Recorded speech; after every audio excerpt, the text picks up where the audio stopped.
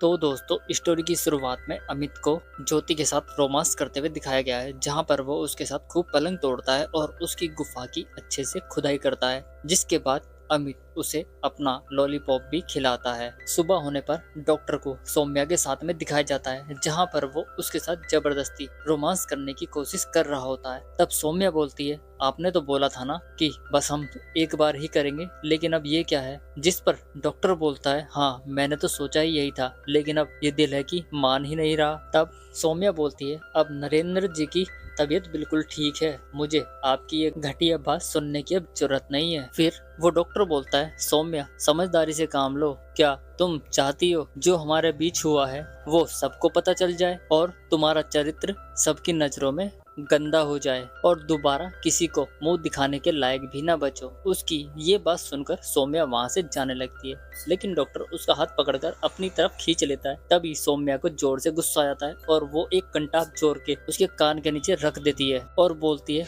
दोबारा ऐसी करने की हिम्मत भी मत करना। इतना बोलकर सौम्या वहां से चली जाती है। अब रात में सौम्या फिर से उस ठरकी बुड्ढे के पास पहुंच जाती है। वो ठरकी बुड्ढा उसे अपनी बातों में फंसाने लगता है। वो बोलता है, दवाई से तो आराम मिलता है, लेकिन असली चैन तो तुम्हारे नजदीक आने से मिलता है। अब उसकी बेटी ज्योति भी उन्हें बाहर से ये करते हुए देख रही थी। अब सौम्या के बाहर आते ही फिर से ज्योति उसे पकड़ लेती है। वो बोलती है, अब मुझे समझ आया कि पापा तुम्हारे नाम की माला क्यों जपते रहते थे, क्यों उन्हें अकेलापन खलता रहता था। तुम्हें शर्म आनी चाहिए सौम्या, तुम यहाँ से चले जाओ और कभी भी हमें अपनी शकल मत दिखाना।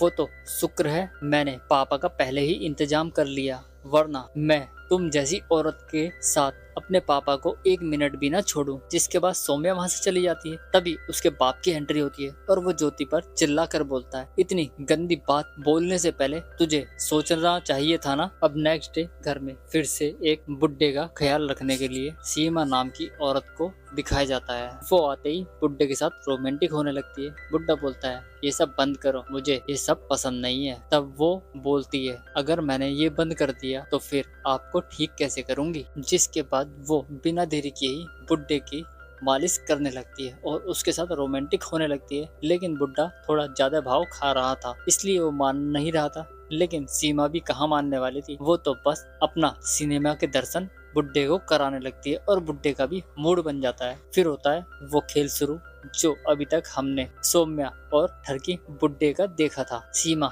कोशिश तो बहुत करती है, लेकिन बुड्ढा फिर भी नहीं मानता। उसका ये बिहेव देखकर ठरकी बुड्ढा वहां से चला जाता है। इसी के साथ ही हमारा ये एपिसोड खत्म हो जाता है। मिलते हैं नेक्स्ट वीडियो में, तब तक के लिए धन्यवाद।